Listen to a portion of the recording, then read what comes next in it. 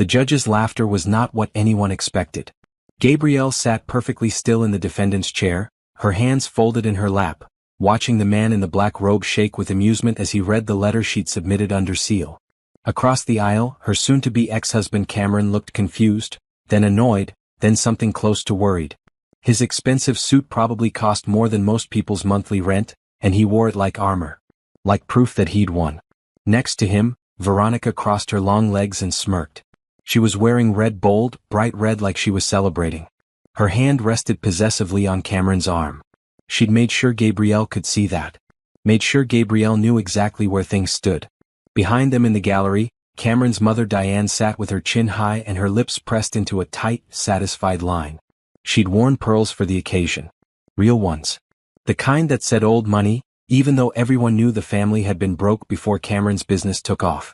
Their lawyer, a sharp-faced man named Richard Bolton, had his papers spread across the table like he was playing cards and held all the aces. He'd barely looked at Gabrielle during the entire proceeding. Why would he? The prenuptial agreement was clear. Gabrielle would leave this marriage with exactly what she'd brought into it. Nothing. Cameron had made sure of that. "You'll never touch my money again," Cameron had said to her just 20 minutes earlier, right there in the courthouse hallway. He'd said it loud enough for other people to hear. Loud enough to embarrass her one more time. Veronica had laughed, a high, cruel sound. "That's right, sweetheart." She'd kissed Cameron's cheek, leaving a red lipstick mark he didn't bother to wipe away. Diane had smiled then, cold and triumphant. "She doesn't deserve a cent." She never did. Gabrielle had walked past them without a word, her head high, her face calm. She'd learned a long time ago not to let them see her cry. Not to let them see anything at all. But now, watching the judge really laugh, his shoulders shaking, his eyes bright with something that looked almost like delight, Gabrielle felt the first flutter of hope she'd felt in months. Judge Franklin was old, maybe 65, with gray hair and deep lines around his eyes. He'd been hearing cases for 30 years. He'd probably seen everything. But whatever was in that letter had surprised him. He looked up, still smiling, and glanced at Gabrielle. Just for a second. Just long enough for her to see the approval in his expression. Then he looked at Cameron. The smile stayed on his face, but it changed. Got colder. Got harder. "Mr. Sterling," Judge Franklin said, his voice cutting through the silence. "I've read some interesting things today. Very interesting." Cameron leaned forward slightly. "Your Honor, I don't understand." "Oh, you will." The judge set the letter down carefully like it was something valuable. "You absolutely will." Richard Bolton stood up quickly. "Your Honor, if there's new evidence being presented, the defense has a right to review." "Sit down, Mr. Bolton." Judge Franklin's voice wasn't loud, but it was firm. The lawyer sat. "This isn't new evidence. This is a statement of facts that were apparently overlooked during the discovery process. Facts that changed the entire nature of this divorce proceeding." Gabrielle could feel her heart beating faster. She'd worked on that letter for weeks. Had checked every detail, every date, every document. Had made sure everything was accurate and provable.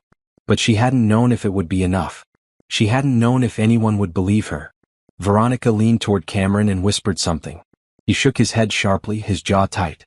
His neck was getting red the way it always did when he was angry. Diane shifted in her seat, her pearls clicking softly.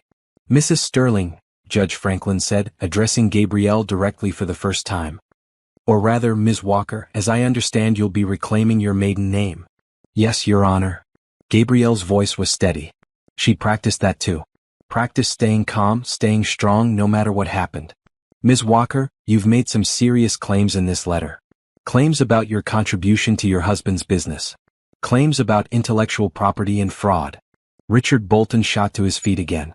"Your Honor, these are baseless accusations." "Are they?" Judge Franklin picked up the letter again. "Because Ms. Walker has provided quite a bit of documentation. Emails. Dates. Witness statements from former employees. Original proposals with her name on them. Financial models that she created. Models that became the foundation of Sterling Enterprises' entire business strategy." The color drained from Cameron's face. Gabrielle watched it happen. Watched the confidence crumble. Watched the fear creep in. "Your Honor," Cameron said, his voice strained. "I can explain. I'm sure you'd like to try." Judge Franklin set the letter down again and folded his hands on top of it. "But first, let me share something that I found particularly enlightening." Ms. Walker has provided evidence that the business you claim as solely yours was built on her intellectual property. Property that you presented as your own. Property that you used to secure investors, loans, and clients. Veronica's hand slipped off Cameron's arm. Furthermore, the judge continued, the prenuptial agreement you're relying on states that each party retains the assets they brought into the marriage. But if Ms. Walker can prove that the business was built on her ideas, her strategies, her work, then the business is an asset she brought into the marriage. Wouldn't you agree, Mr. Bolton? The lawyer's mouth opened and closed. No sound came out. Diane stood up suddenly. This is ridiculous. Cameron built that company with his own 2 hands. Ma'am, sit down. Judge Franklin didn't raise his voice, but Diane sat anyway. You're not a party to this proceeding, and you'll remain silent or be removed from my courtroom. The room felt like it was holding its breath. Gabrielle sat perfectly still, her face calm, but inside she was shaking. This was it. This was the moment everything changed or everything stayed the same. Judge Franklin looked at Cameron for a long moment. Then at Veronica. Then at Diane. This case is going to require additional hearings, he said finally. I'm ordering a complete audit of Sterling Enterprises, going back to its founding. I want to see every document, every proposal, every email. And I'm freezing all marital assets until we determine exactly who contributed what to this marriage. Your Honor, you can't. Richard Bolton started. I can and I am. Judge Franklin's voice was sharp now. And Mr. Sterling, I suggest you find a better lawyer. Because if even half of what Ms. Walker claims is true, you're not walking out of here with anything close to what you expected. Cameron's face was white now. Completely white.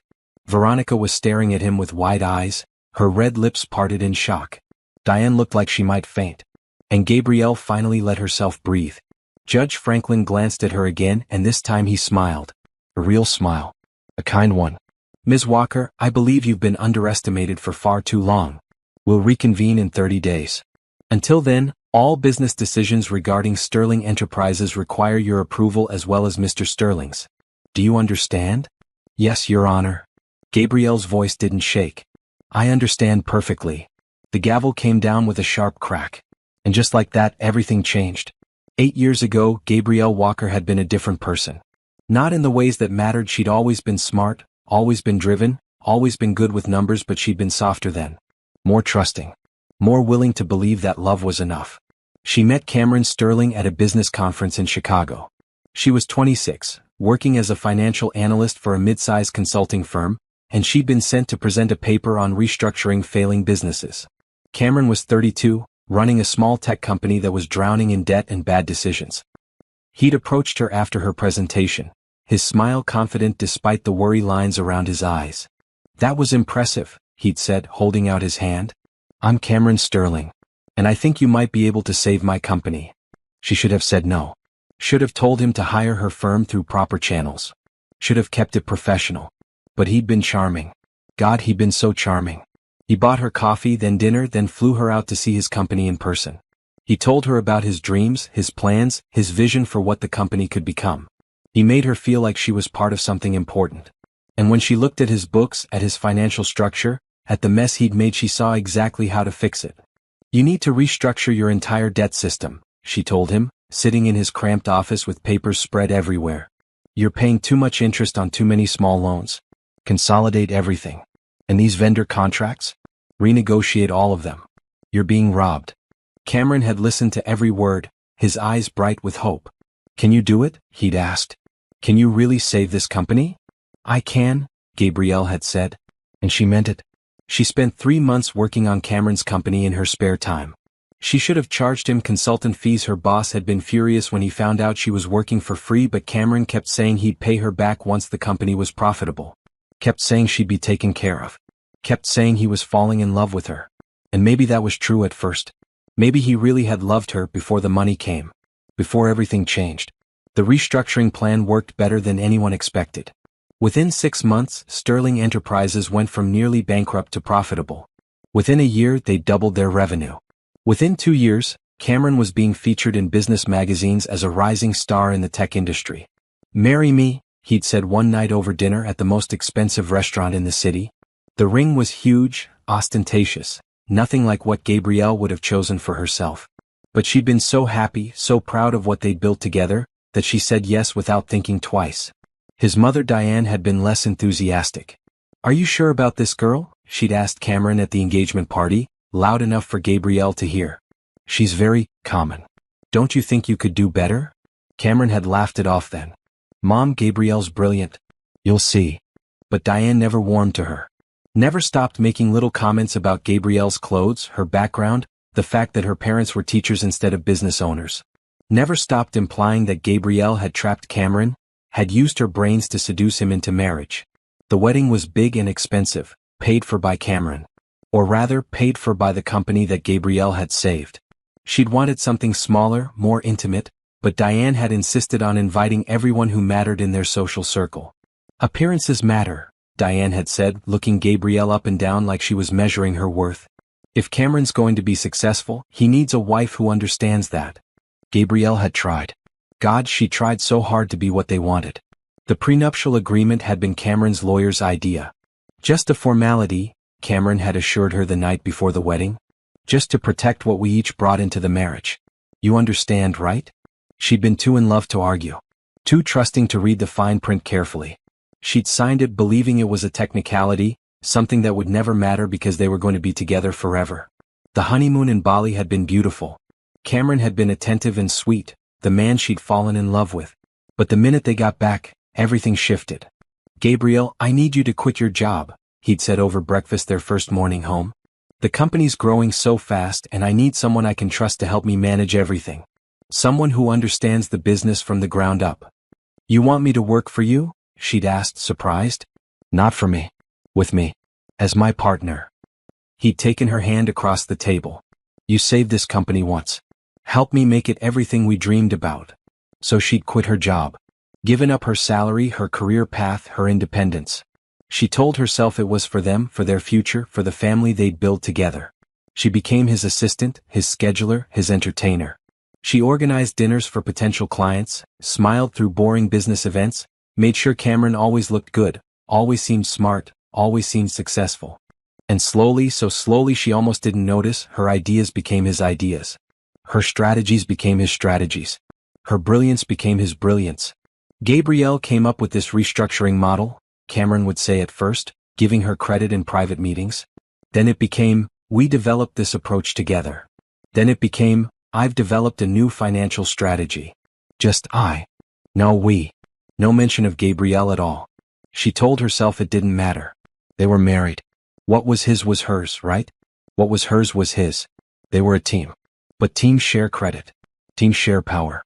Teams share respect. And year by year, Gabrielle had less of all three. "Why don't you stay home tonight?" Cameron would say when important investors came to dinner. "These guys can be pretty rough around the edges. I don't want you to be uncomfortable." "I've reorganized your filing system," Gabrielle would tell him after spending days cleaning up his disastrous record keeping. "Everything's chronological now and cross-referenced." "Great, thanks," he'd say without looking up from his phone. "I had an idea for the Peterson account," she'd mention. "If we restructure their payment schedule." "I'll handle it," he'd interrupt. "You worry about scheduling my meetings next week." 7 years. 7 years of making herself smaller. 7 years of pretending it didn't hurt when he took credit for her work.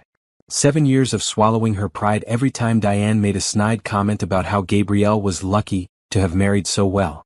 7 years of telling herself that love was enough. And then the phone call came. That phone call that changed everything. Gabrielle had been grocery shopping, trying to decide between 2 different types of pasta for dinner, when her phone rang. A known number. "Hello." "Hi, Gabrielle." The voice was female, young, dripping with false sweetness. "You don't know me, but I know you. My name is Veronica." Gabrielle's hand had tightened on the shopping cart. Something in that voice made her stomach drop. "I think it's time someone told you the truth," Veronica continued. "Cameron and I have been together for 8 months. And honestly, he's so much happier with me than he ever was with you." The pasta boxes blurred in front of Gabrielle's eyes. "I don't know who you are," she managed to say, "but if you're trying to cause problems..." "I'm not trying to cause anything. I'm just being honest." Veronica laughed, light and cruel. "Cameron's with me right now, actually. We're at the penthouse. You know, the one on 5th Avenue? Yeah, he bought that 6 months ago. For us." Gabrielle felt like she was falling even though she was standing still. "Ask him yourself if you don't believe me," Veronica said. But honestly, Gabrielle, it's over.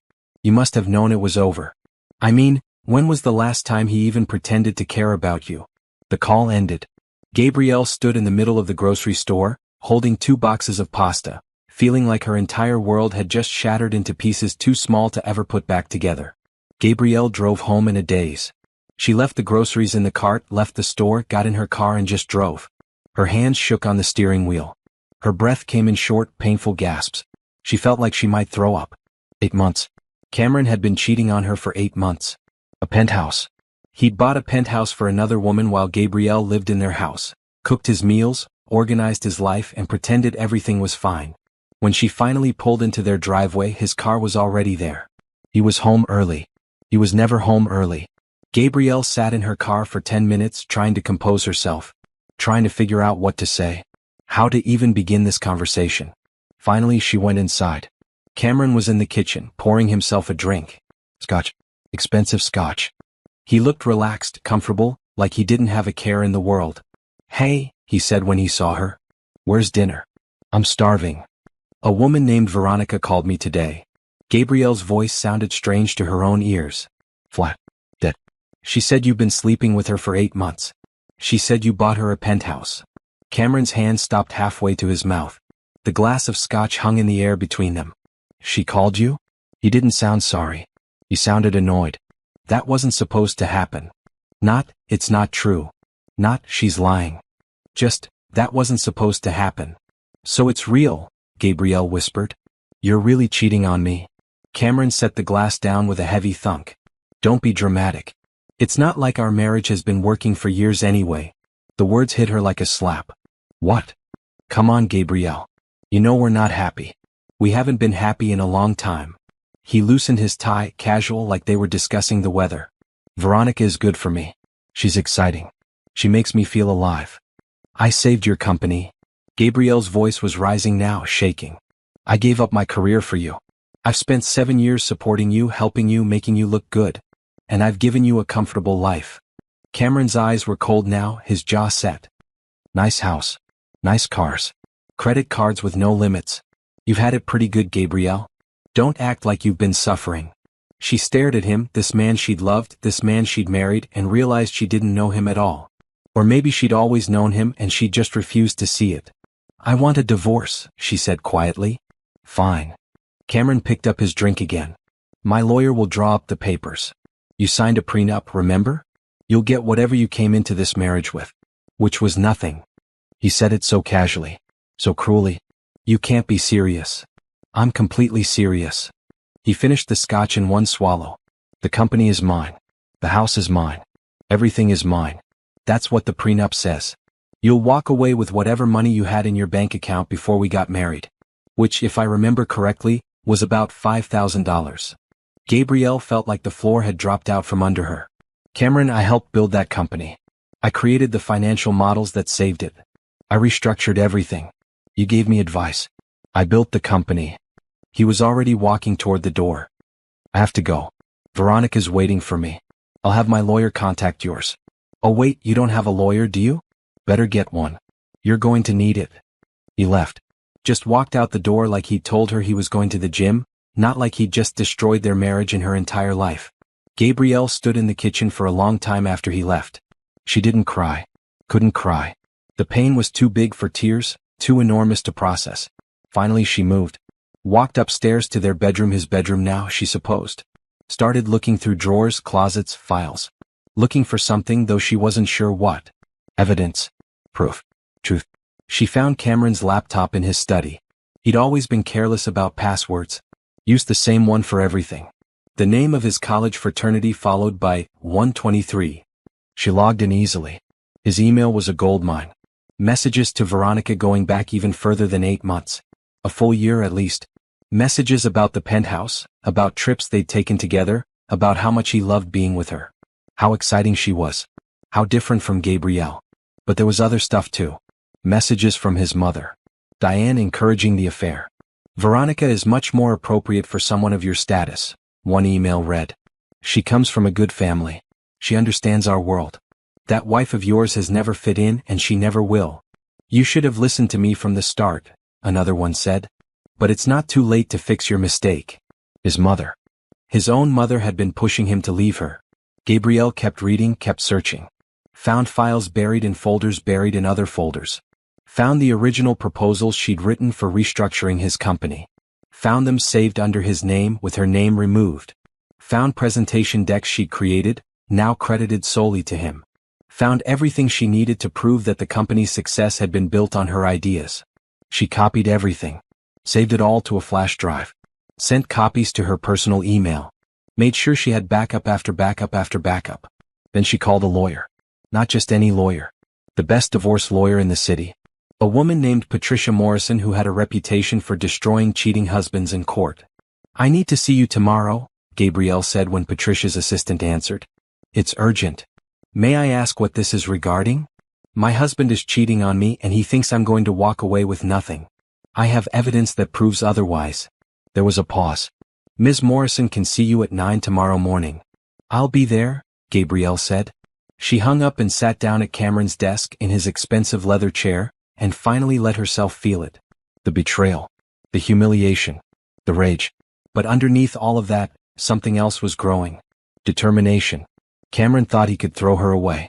Thought he could take credit for her work, steal her ideas, and leave her with nothing. He was wrong. And she was going to prove it. Patricia Morrison's office was on the 40th floor of a glass building downtown, with windows that overlooked the entire city. The woman herself was in her 50s, sharp-eyed and sharp-dressed, with gray hair cut in a severe bob and an expression that suggested she'd seen every dirty trick in the book. "Tell me everything," she said after Gabriel sat down. So Gabriel did. She talked for an hour straight, explaining how she'd met Cameron, how she'd saved his company, how she'd given up everything to support him. She explained the prenup, the affair, the penthouse, his mother's involvement. She showed Patricia the flash drive with all the evidence. Patricia plugged it into her computer and started going through the files. Her expression didn't change, but her fingers moved faster and faster across the keyboard. "This is good," she said finally. "This is very good. Your husband used your intellectual property to build his business. That changes the nature of the prenuptial agreement significantly. Can we prove it?" Gabriel asked. "With this evidence?" "Absolutely." Patricia sat back in her chair. "But I need you to understand something, Gabriel. This is going to get ugly. Your husband has money and resources. He's going to fight back. His lawyer will try to discredit you, claim you're lying, say you're bitter about the affair. Are you prepared for that?" Gabriel thought about Cameron's face when he told her she'd get nothing. Thought about Veronica's cruel laugh on the phone. Thought about Diane's years of snide comments and barely concealed contempt. "I'm prepared," she said. "Good." Patricia smiled, sharp and predatory. "Then let's destroy him." Over the next 6 months, Gabrielle worked harder than she'd ever worked in her life. She tracked down former employees of Sterling Enterprises, people who'd been there in the early days. People who remembered her sitting in strategy meetings, her proposals on the conference table, her voice explaining complex financial models. "I always wondered why Cameron got all the credit," said Thomas Chin, a former operations manager. "Everyone knew Gabrielle was the brains behind the turnaround. We used to joke about it in the break room." Thomas agreed to provide a sworn statement. So did Jennifer Kowalski, the former CFO. "Cameron couldn't read a balance sheet to save his life when I started. Gabrielle taught him everything. She'd stay late helping him understand the financials before board meetings. Without her, that company would have failed." 5 former employees gave statements. All of them said the same thing. Gabrielle had been the architect of Sterling Enterprises' success. Cameron had just been the face of it. Patricia also hired a forensic accountant to trace the financial history of the company. The accountant, a quiet man named Robert Kim, went through 7 years of records with a fine-tooth comb. "These financial models," he said during one meeting, pointing at his laptop screen. "They're identical to the proposals in your files. Identical. Same formulas, same structure, same methodology. He didn't even change them. He just put his name on them." "Can you testify to that in court?" Patricia asked. "Absolutely," Robert said. "This is the clearest case of intellectual property theft I've seen in 20 years. While Patricia built the legal case, Gabrielle had to keep living. Had to keep functioning. She still lived in the house. Cameron had moved out completely to be with Veronica, but everything felt hollow now. Empty. Diane called once, 2 months after Cameron had left. "I hope you're not planning to make trouble," Diane said, her voice icy. "Cameron has been very generous," letting you stay in the house during the divorce proceedings. Don't ruin his life just because you're bitter about losing him. I didn't lose him, Gabrielle said quietly. He threw me away. There's a difference. You were never good enough for him. Diane's voice was vicious now. I told him that from the beginning. You trapped him with your little financial tricks, made him think he needed you. But he's free now. He's with a woman who actually deserves him. You mean a woman you approve of? Gabrielle said. Because that's what this has always been about, hasn't it? You never wanted me in your family. Smart girl. Finally figuring it out. Diane laughed, bitter and cold. Don't fight the divorce, Gabrielle. You'll lose. Cameron has the best lawyers in the city. So do I, Gabrielle said and hung up. She didn't tell Diane about Patricia. Didn't tell anyone except her lawyer what she was planning. She let Cameron think he was winning. Let Veronica think she'd gotten everything she wanted. Let Diane think she'd successfully driven away the daughter-in-law she despised. Meanwhile, Gabrielle gathered evidence. Built her case. Prepared her letter for the judge. The letter was Patricia's idea. Judges see hundreds of divorce cases, she explained. They're tired, they're busy, and they tend to just follow the prenup unless there's a compelling reason not to. We need to make this compelling. We need to make this impossible to ignore. So Gabrielle wrote it all down. Every detail. Every date. Every document. Every witness. She wrote it clearly and simply, laying out exactly how Cameron had built his empire on her ideas and then tried to cast her aside with nothing. Don't make it emotional, Patricia warned. Just facts. Let the facts speak for themselves. Gabrielle rewrote the letter 6 times until it was perfect. Until it was undeniable. Then she sealed it and submitted it to the court. And waited. The divorce hearing was scheduled for 6 months after Cameron had left.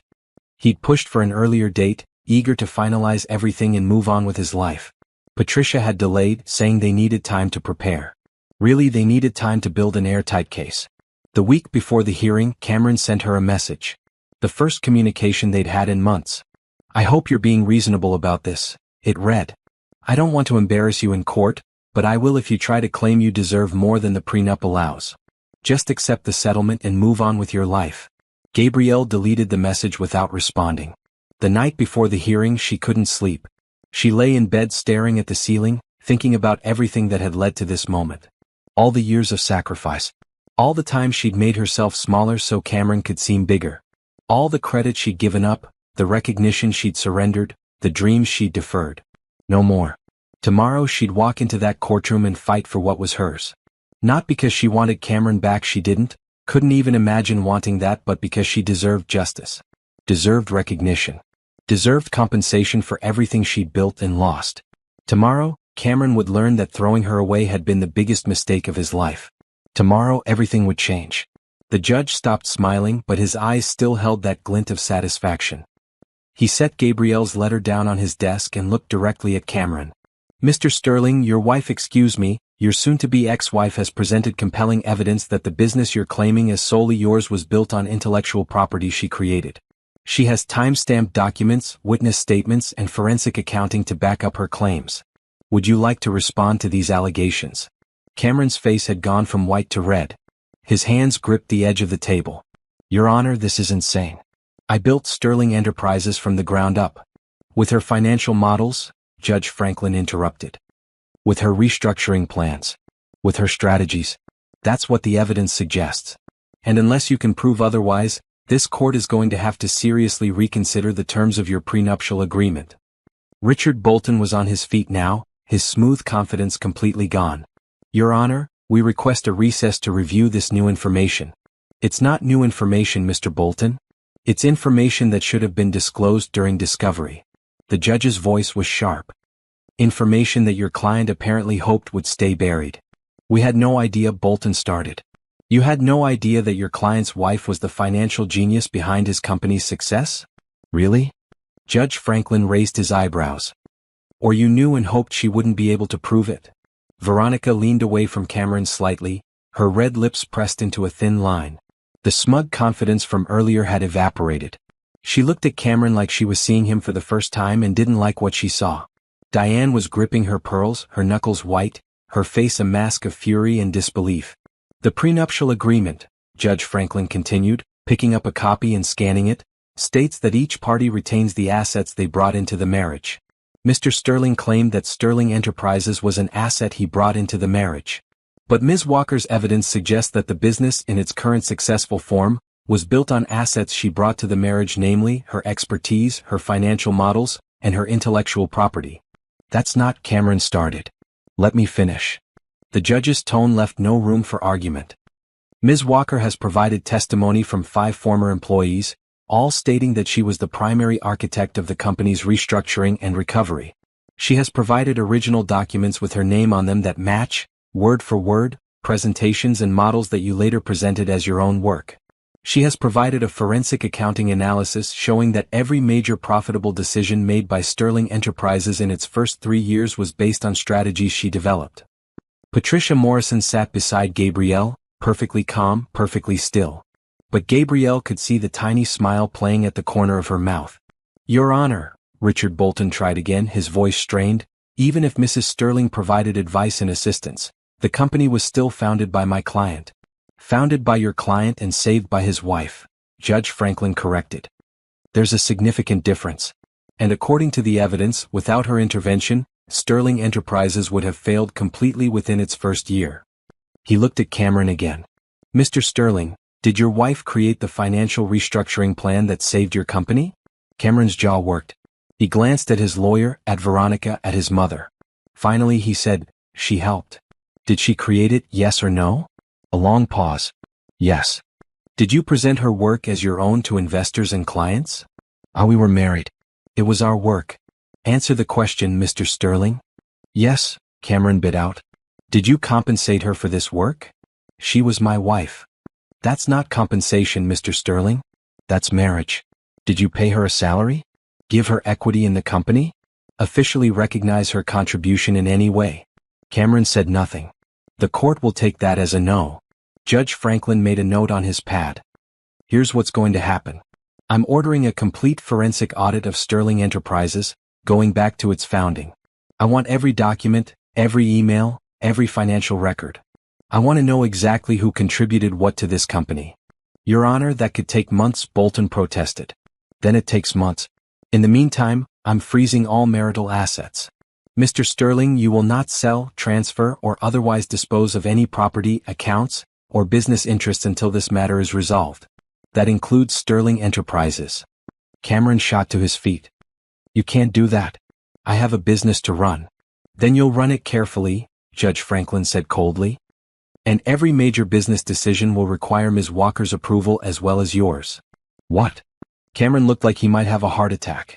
She can't, she doesn't have the authority. She does now. This court just gave it to her.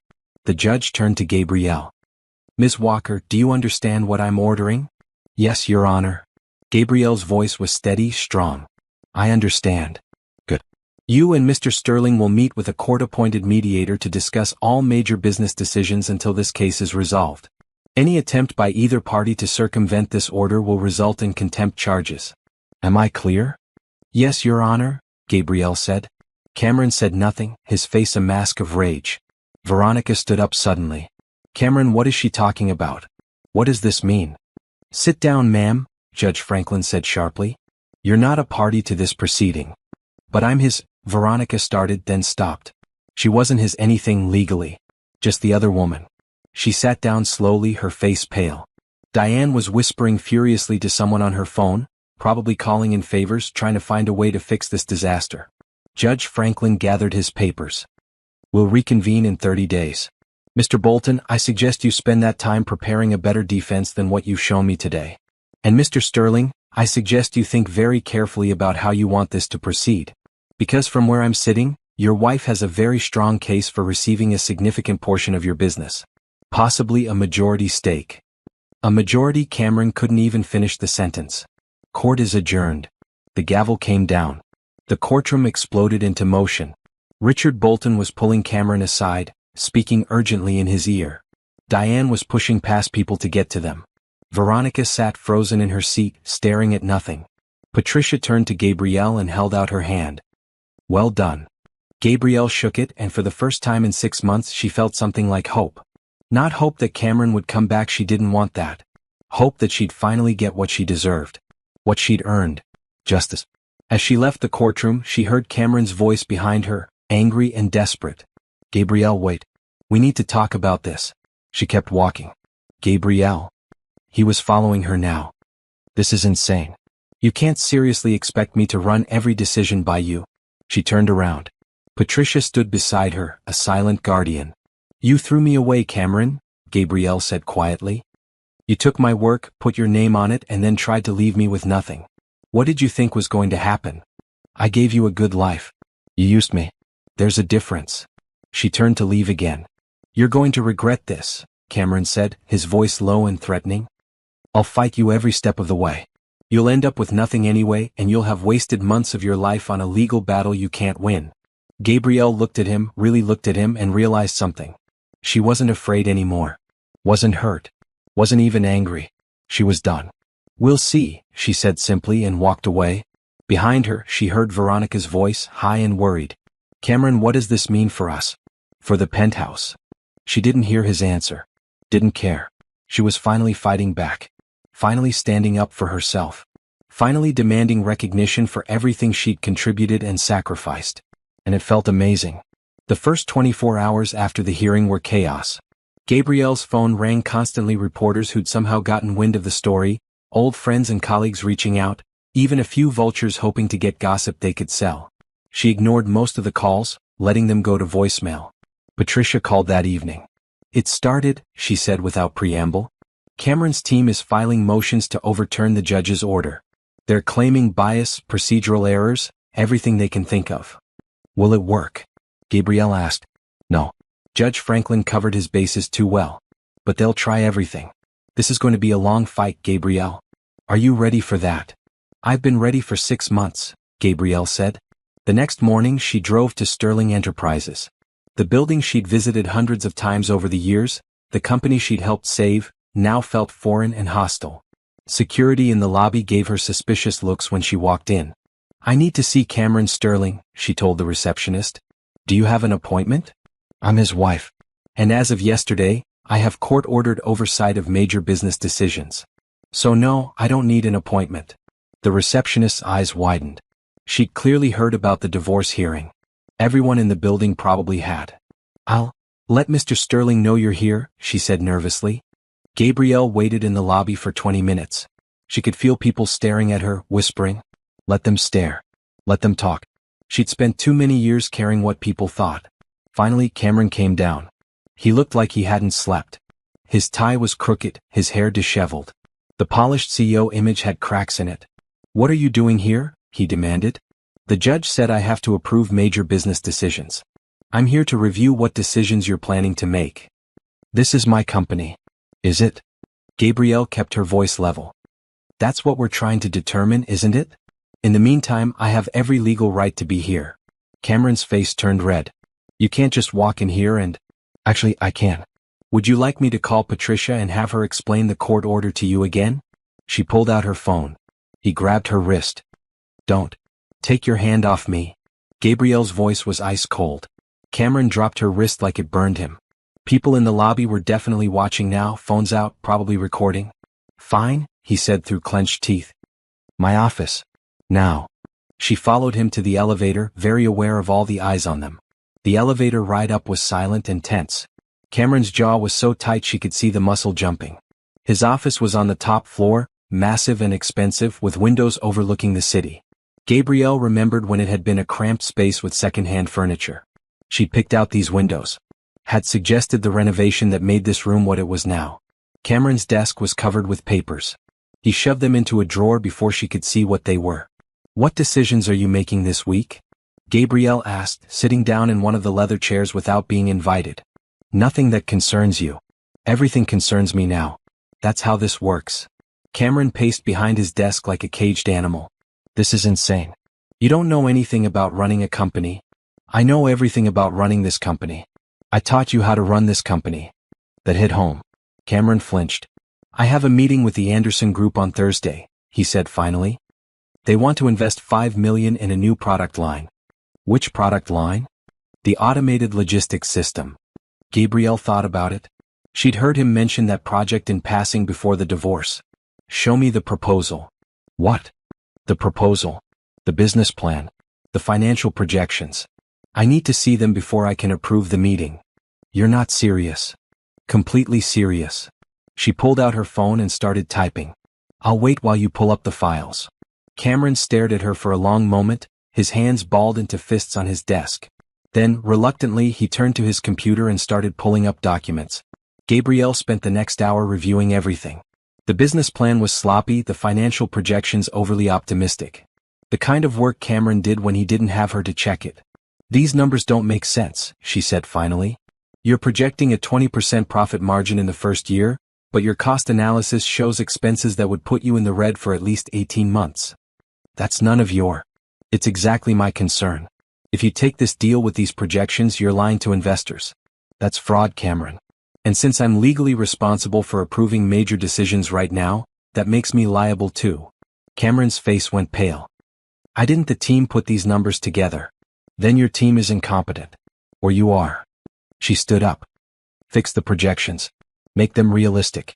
Then resubmit them to me for approval. You can't tell me how to run my business. Our business? Maybe. That's what the audit will determine. She headed for the door. Fix the numbers, Cameron. Or I'll block the meeting entirely. She left him standing there, speechless and furious. As she drove home, her hands were shaking on the steering wheel. Not from fear, from adrenaline. From power. From finally standing up for herself. Her phone buzzed. A text from Patricia. How did it go? I made him fix his sloppy work, Gabrielle typed back. Good. Don't let him push you around. You have every right to be there. Gabrielle smiled. Over the next week, Cameron tried everything to circumvent the court order. He scheduled meetings without telling her. Made decisions unilaterally. Patricia filed contempt motions every time, and Judge Franklin was not amused. Mr. Sterling, this is your final warning, the judge said at an emergency hearing 3 weeks after the initial ruling. One more violation and you'll spend a night in jail. Do I make myself clear? Yes, Your Honor, Cameron said, his voice barely controlled. Meanwhile, the audit was underway. Robert Kim, the forensic accountant, was camped out at Sterling Enterprises with his team, going through every file, every email, every document from the past 8 years. This is even more clear-cut than I thought, he told Patricia and Gabrielle during a meeting in Patricia's office. Every major strategic decision in the first 3 years came directly from Gabrielle's proposals. Cameron didn't just use her ideas, he copied them word for word. Can you prove it in court? Patricia asked. Absolutely. I've documented over 50 instances of direct intellectual property theft. And that's just in the first 3 years. Gabrielle felt a surge of vindication. What about after that? After the 3rd year, the quality of decisions declined significantly. Cameron was making calls on his own without your input. Most of them were mediocre at best. A few were actively harmful. The company's been coasting on the foundation you built, but it's starting to show cracks. Meaning? Meaning Sterling Enterprises is worth less now than it would have been if you'd stayed involved, Robert said. Cameron's mismanagement over the past 4 years has cost the company significant value. That night, Gabrielle lay in bed thinking about everything Robert had said. Cameron had taken her work, claimed it as his own, and then run it into the ground without her there to guide him. And now he was facing the consequences. Her phone buzzed. A text from an unknown number. You're destroying him. I hope you're happy. Veronica. Gabrielle stared at the message for a moment, then deleted it without responding. Another message came through. He gave you everything. A home. A life. And this is how you repay him. Delete. You're a bitter, vindictive woman who can't stand to see him happy. Delete. Finally, Gabrielle blocked the number. She didn't owe Veronica an explanation. Didn't owe her anything. But as she put the phone down, she thought about how to respond if Veronica found another way to contact her. And she realized the answer was simple. She didn't need to respond at all. Cameron and Veronica and Diane could think whatever they wanted. Could say whatever they wanted. It didn't matter anymore. Because Gabrielle was winning. And nothing they said could change that. 3 months after the initial hearing, the audit was complete. Robert Kim presented his findings in a thick binder that landed on Patricia's desk with a heavy thud. 53 instances of documented intellectual property theft, he said, tapping the binder. Every major successful initiative Sterling Enterprises launched in its first 3 years was based on Gabrielle's work. And I have the evidence to prove it. The second hearing was scheduled for a Tuesday morning. Gabrielle dressed carefully, a navy suit, simple but professional. She wore her hair pulled back, minimal makeup. She wanted to look competent, serious. Like the businesswoman she'd always been, even when no one acknowledged it. Cameron looked worse than he had at the first hearing. Thinner. Grayer. Veronica wasn't with him this time. Interesting. Judge Franklin reviewed the audit report for 10 minutes while the courtroom waited in silence. Finally he looked up. Mr. Sterling, I've read the forensic accountant's report. I've reviewed the evidence. And I have to say, this is one of the most clear-cut cases of intellectual property theft I've seen in my career. He paused. Do you have anything to say in your defense? Cameron's new lawyer he'd fired, Richard Bolton, stood up. Your Honor, our position is that any work Mrs. Sterling did was done as part of her marital duties. Marital duties? Judge Franklin's eyebrows shot up. Are you seriously arguing that a wife has a marital duty to build her husband's business for free and let him take all the credit? The lawyer backpedaled quickly. What I mean is that in a marriage, spouses often help each other. Help, yes. Create the entire foundation of a multimillion-dollar company and receive no compensation or recognition. No, that's not help. That's exploitation. Cameron looked like he wanted to sink through the floor. Here's my ruling, Judge Franklin said. Sterling Enterprises was built on intellectual property created by Ms. Walker. Mr. Sterling used that property without compensation, without recognition, and without her consent. Therefore, Ms. Walker is entitled to 50% ownership of Sterling Enterprises, plus back compensation for 7 years of unpaid work. The courtroom erupted. Cameron's lawyer was shouting objections. Diane was on her feet in the gallery, her face red with fury. Judge Franklin banged his gavel. Order. I will have order in this courtroom. The noise subsided. Ms. Walker has 2 options, the judge continued. She can take her 50% ownership and remain a partner in the business. Or Mr. Sterling can buy out her share at current market value. Ms. Walker, which option do you prefer? Gabrielle stood up. She'd thought about this moment for weeks. Your Honor, I'd like Mr. Sterling to buy out my share. Patricia had advised her to take this option. You don't want to be tied to him forever through a business, she'd said. Take the money and start fresh. Very well, Judge Franklin said. The court orders an independent valuation of Sterling Enterprises. Once that valuation is complete, Mr. Sterling will have 90 days to pay Ms. Walker 50% of that amount. If he cannot pay, the business will be sold and the proceeds split between them. Cameron looked like he might be sick. Additionally, the judge said, Ms. Walker is awarded the house, both vehicles, and full access to all marital accounts. Mr. Sterling will receive his personal belongings and whatever is left after Ms. Walker receives her settlement. This court is adjourned. The gavel came down. Gabrielle felt like she was floating. Like the weight she'd been carrying for months had finally lifted. Patricia was grinning. We did it. We did it, Gabrielle repeated and started to laugh. Outside the courtroom, Diane tried to corner her. This isn't over, she hissed. We'll appeal. We'll fight this all the way to the Supreme Court if we have to. Good luck with that, Gabrielle said and walked past her. She heard Cameron's voice behind her, desperate now. Gabrielle, please. We can work something out. You don't need to take everything. She didn't turn around. Didn't slow down. Just kept walking. The valuation took another month. Sterling Enterprises was worth $12 million. Gabrielle's share, $6 million. Cameron tried to negotiate. Offered her $4 million to settle quickly. Patricia laughed in his lawyer's face. $6 million or the business gets sold, she said flatly. Those are the options. Cameron scrambled to find the money. Took out loans. Sold assets. The penthouse he'd bought for Veronica went on the market. So did his expensive cars, his boat, his vacation property. Gabrielle watched it all from a distance, feeling nothing but satisfaction. Veronica left him 2 weeks before the payment was due. Gabrielle heard about it through mutual acquaintances. Veronica had realized the money was gone and moved on to someone else. Someone richer. Someone who could keep her in the lifestyle she wanted. Cameron called Gabrielle's phone 17 times the day Veronica left. She didn't answer. Eventually he stopped calling. When the check finally cleared $6 million, deposited into her personal account, Gabrielle sat in her car in the bank parking lot and cried. Not sad tears. Relief tears. Freedom tears. She'd done it. She'd won. But winning wasn't enough. Gabrielle didn't want to just take the money and disappear. She wanted to build something of her own. Something that no one could take from her. She called Patricia. I want to start a business. A consulting firm. Can you recommend a good business lawyer? I can do better than that, Patricia said. I can introduce you to 3 former clients who tried to start businesses and failed. They need someone exactly like you. Within a month, Gabrielle had her first 3 clients.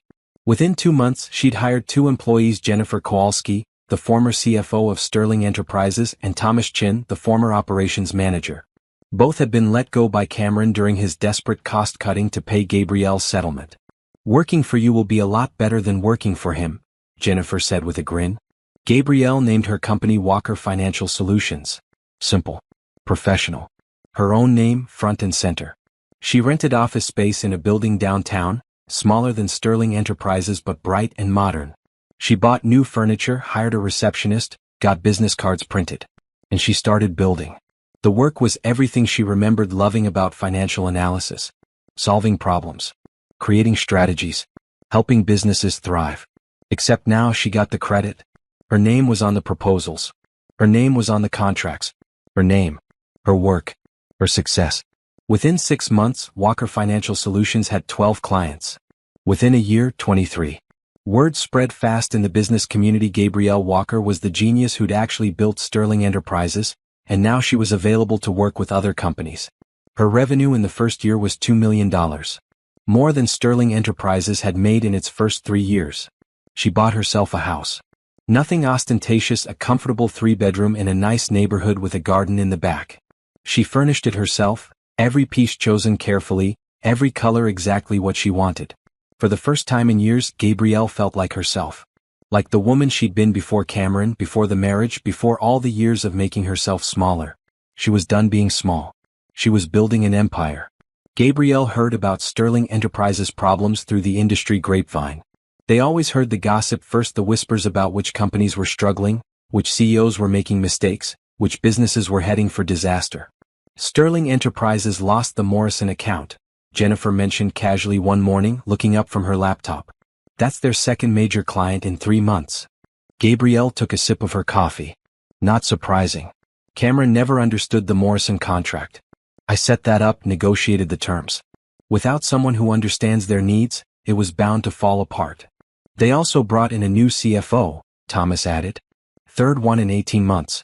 Nobody seems to last there. Because Cameron was impossible to work with, Gabrielle thought but didn't say. She'd moved past needing to badmouth her ex-husband. His failures spoke for themselves. But the news kept coming. Sterling Enterprises was bleeding money. Bleeding staff. Bleeding reputation. Meanwhile, Walker Financial Solutions was thriving. Gabrielle hired 2 more analysts, expanded into a bigger office space, started turning down clients because they were too busy. It was a good problem to have. She was having coffee with a potential client one afternoon when she saw Cameron across the restaurant. He was with some business associates, all men in expensive suits. He looked tired. The confidence that had once defined him was gone, replaced by something that looked almost like desperation. Their eyes met across the room. Cameron froze, his coffee cup halfway to his mouth. Gabrielle nodded politely and turned back to her client without missing a beat in their conversation. But she felt Cameron's eyes on her for the rest of the meeting. As she was leaving, he intercepted her by the door. "Gabrielle, can we talk?" "I don't think we have anything to talk about," she said pleasantly. "Please. Just 5 minutes." She glanced at her watch. She had another meeting in an hour, but 5 minutes wouldn't hurt. Fine. 5 minutes. They sat at a corner table. Cameron ordered coffee. He probably didn't need, his hands were already shaking slightly. "Your company is doing well," he said. It wasn't a question. "Very well, thank you. I heard you're the most sought-after consultant in the city now. I work hard. I deliver results. It's not complicated." Cameron winced. "Look, I know things ended badly between us.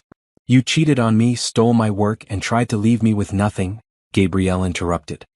"That's more than ending badly. But it's in the past now." "Right. The past." He rubbed his face. "Sterling Enterprises is going through some challenges right now. I heard. We could use someone with your expertise. Someone who understands the company from the ground up." Gabrielle almost laughed. "Almost. Are you offering me a job, Cameron?" "I'm suggesting a partnership. You could come back as a consultant. We'd pay your usual rates, of course. We just need help restructuring some things." "You need help saving your company," Gabrielle corrected. Again. He flinched. "Yes. I need help." She looked at him for a long moment. This man who'd thrown her away. who'd taken credit for her work, who'd left her for someone younger and flashier and ultimately just as opportunistic as he was. "No," she said simply. "Gabrielle. No. I'm not interested in saving your company. Not again. Not ever again. I'll pay whatever you ask. It's not about money, Cameron." She stood up. "You had someone brilliant and loyal who would have done anything for you. And you threw her away because your mother didn't approve and your mistress was more exciting. That was your choice. Live with it." She walked away, leaving him sitting there with his cold coffee and his desperate expression. Her phone rang that evening. Diane. Gabrielle almost didn't answer, but curiosity got the better of her. "Hello." "Gabrielle." Diane's voice was different, less imperious, almost humble. "I know we haven't spoken since the divorce. You called me a gold digger at the final hearing," Gabrielle interrupted. "I remember. I was upset. I said things I didn't mean. You meant every word." Pause. "Perhaps. But I'm calling now to apologize." Gabrielle laughed out loud. "You're apologizing? You. Cameron's business is failing. We both know that. And we both know it's failing because he doesn't have you anymore." Diane took a breath. "I was wrong about you, Gabrielle. You were good for him. Good for the company. And I pushed him to throw that away." "Yes, you did. If you would consider coming back even just as a consultant." "No. Gabrielle, please. You spent 7 years treating me like I wasn't good enough for your family. Like I was some kind of servant who should be grateful for Cameron's attention. And now that your precious son is failing without me, you want me to come back and fix everything? He's my son. And I'm the woman you tried to destroy. I don't owe you anything. I don't owe Cameron anything. I've built my own company, my own success, my own life. And I did it without either of you. But, goodbye, Diane." Gabrielle hung up. The calls kept coming over the next few months.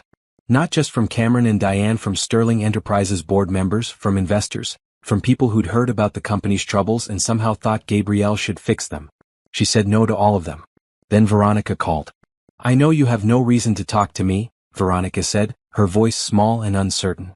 Nothing like the confident, cruel woman who'd gloated about stealing Gabrielle's husband. "But I wanted to apologize. For sleeping with my husband? For calling you? For gloating? For being cruel?" Veronica sighed. "I thought Cameron was this successful, powerful man. I thought I'd won some kind of prize. But it turns out he's just ordinary. Without you, he's nothing special." "I could have told you that," Gabrielle said dryly. "He talks about you constantly. About how smart you are. How much he misses your advice. How everything fell apart after you left." Veronica laughed bitterly. "I'm living in a studio apartment now. Did you know that? The penthouse is gone. Most of the money is gone.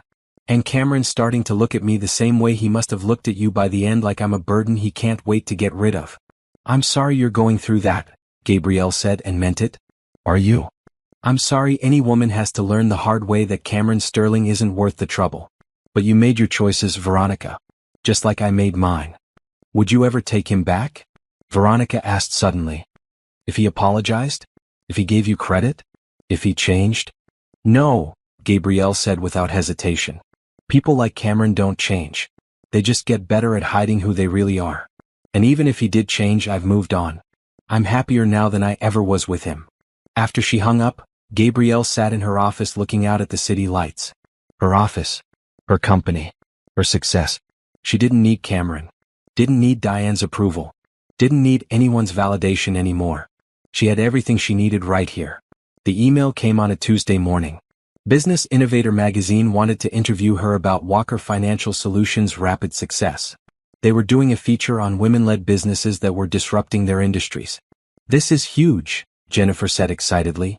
"Business Innovator is one of the most respected publications in the country." "Should I do it?" Gabrielle asked. "Absolutely. This will bring in even more clients." The interview was scheduled for the following week. The reporter, a woman named Amanda Price, met Gabrielle at her office. She was in her 40s, sharp-eyed and professional, with a digital recorder and a notepad. "Thank you for agreeing to this," Amanda said as they settled into Gabrielle's office. "Walker Financial Solutions has become one of the fastest-growing consulting firms in the city. Everyone wants to know your secret." "No secret," Gabrielle said with a smile. "Just hard work and a genuine desire to help businesses succeed." They talked for an hour about the company, about Gabrielle's approach to financial consulting, about her vision for the future.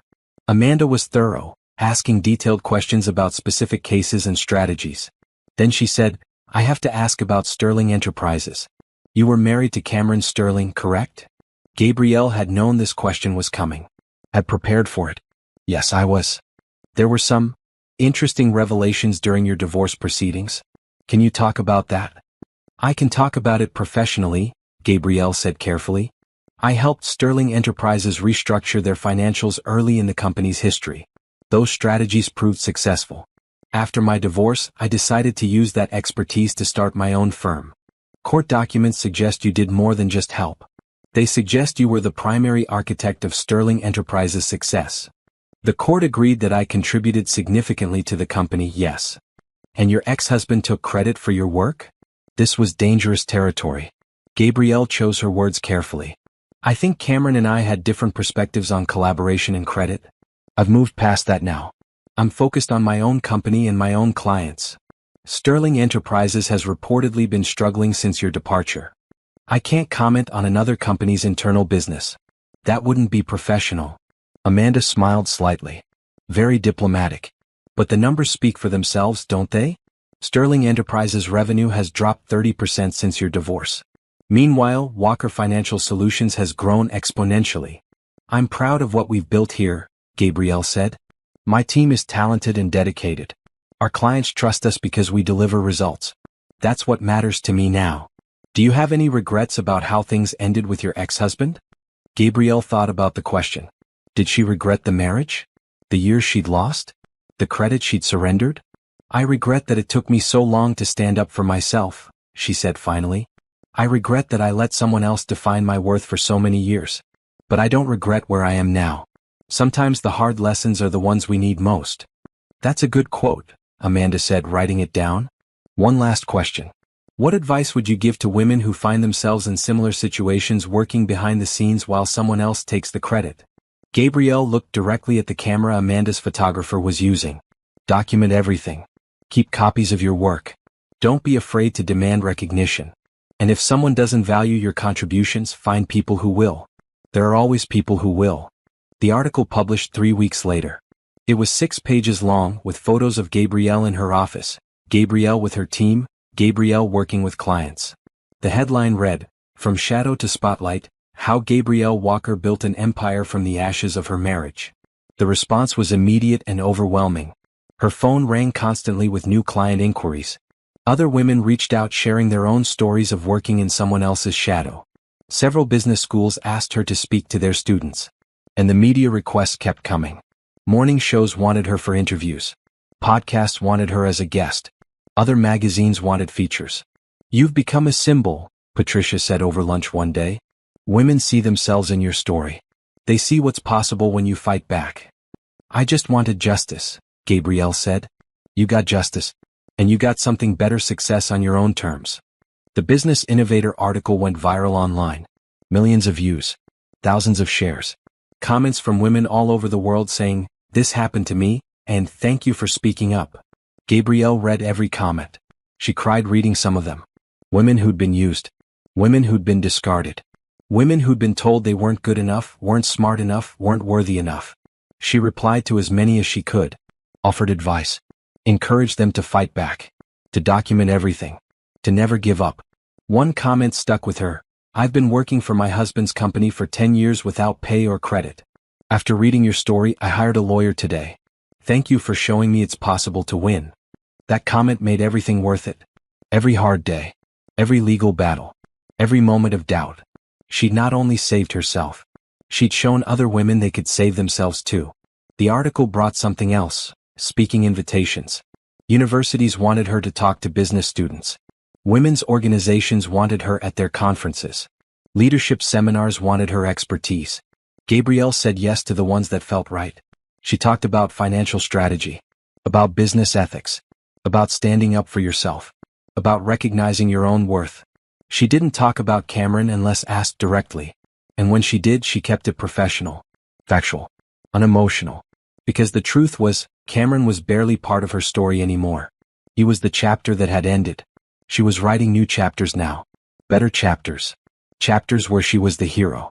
2 years after the divorce was finalized, Gabrielle stood in the conference room of Walker Financial Solutions looking at the city skyline.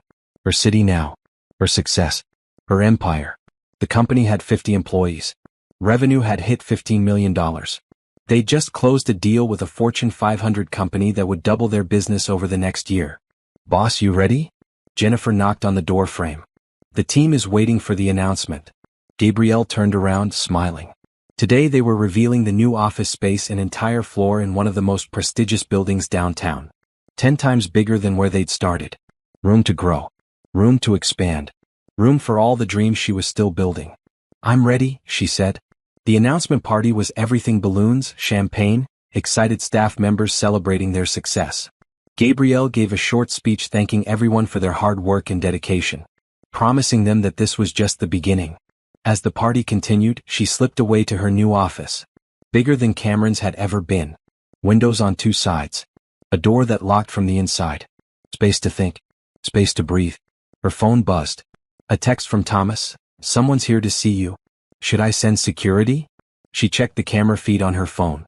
Cameron stood in the lobby, looking small and out of place among her successful, bustling company. Gabrielle thought about it for a moment. She could have security remove him. Could refuse to see him. Could let him stand there until he gave up and left. But she was curious. After 2 years of silence, what could he possibly want? "I'll be right down," she texted back. Cameron looked worse than when she'd seen him at the restaurant. Thinner. Grayer. The expensive suit was gone, replaced by something off the rack. He looked like what he actually was: a man who'd lost everything. "Hello, Cameron," Gabrielle said professionally. Gabrielle. He looked around at her office, at her successful company, at everything she'd built. "This is impressive. Thank you. I read the article. The one in Business Innovator. A lot of people did. You told the truth." He said it like an accusation and an admission all at once. About what really happened. About who really built Sterling Enterprises. "I told my story," Gabrielle corrected. "The truth was always there. People just weren't listening before." Cameron shifted uncomfortably. "I wanted to apologize. For everything. For taking your work. For the affair. For how I treated you. For all of it." Gabrielle waited. She'd learned that silence was often more powerful than words. "I was arrogant," Cameron continued. "I thought I was special. Thought the success was because of me. But it wasn't. It was you. It was always you." "I know," Gabrielle said simply. "Sterling Enterprises is being sold. The board forced me out last month. Everything I built, everything you built is gone." "I'm sorry to hear that." And she was, in a distant way. Not sorry for Cameron specifically, but sorry that something she'd created had been destroyed. "I deserve it," Cameron said quietly.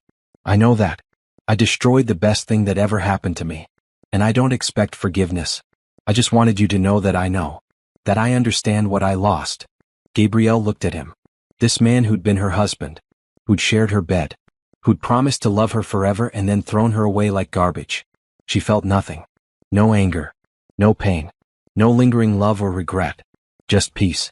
"I appreciate you saying that," she said. "I hope you find whatever you're looking for next." "Do you think?" Cameron hesitated. "Do you think we could ever? I don't know. Start over?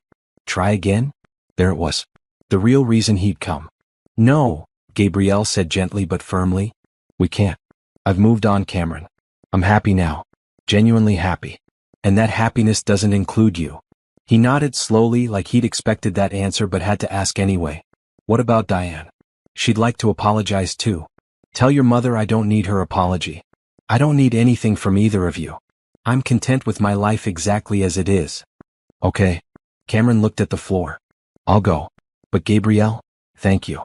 For everything you did for me, even if I never acknowledged it. You saved me once. Even though I didn't deserve it." "You're welcome," Gabrielle said. "Goodbye, Cameron." She watched him leave, shoulders hunched, looking every bit as defeated as he felt. And then she went back to her party. That evening, Gabrielle drove to her house. Her beautiful, peaceful house that she'd bought with her own money. She poured herself a glass of wine and sat on her back porch, watching the sunset paint the sky in shades of orange and pink. Her phone buzzed. A text from Jennifer. "Boss, we got 3 new client inquiries today. All because of the expansion announcement." Gabrielle smiled. Business was good. Life was good. She thought about the past 2 years. The divorce. The legal battles. The fear and uncertainty. The moment when she decided to fight back instead of accepting what Cameron wanted to give her. That decision had changed everything. She'd reclaimed her work. Reclaimed her reputation. Reclaimed herself. And she'd built something better than Sterling Enterprises had ever been. Something that was truly hers. Something no one could take away. Her phone buzzed again. This time an email from a young woman who'd read the Business Innovator article. Thank you for sharing your story. I've been working as my boyfriend's unpaid assistant for his startup for 3 years. After reading about you, I realized I deserve better. I'm starting my own company next month. Thank you for showing me it's possible. Gabrielle replied, You're welcome. Remember to document everything. Keep your work in your name. Never give away credit for what you've created. And believe in yourself. You've got this. As the sun set completely, Gabrielle realized something. She wasn't angry anymore. Wasn't bitter. Wasn't carrying the weight of what Cameron had done to her. She'd forgiven herself for staying too long. For not seeing the signs earlier. For believing love was enough. And she'd moved forward. Built something new. Created a life she was genuinely proud of. The past was past. Cameron was past. The pain was past. All that remained was the future. Her future. Bright and unlimited and entirely her own. She raised her glass to the darkening sky. To second chances. To fighting back. To women everywhere who refused to stay silent. To justice. To freedom. To happy endings that weren't about finding love or fixing relationships or being rescued by someone else. To happy endings that were about rescuing yourself. Gabrielle smiled. She was free. She was successful. She was happy. And that was the best revenge of all.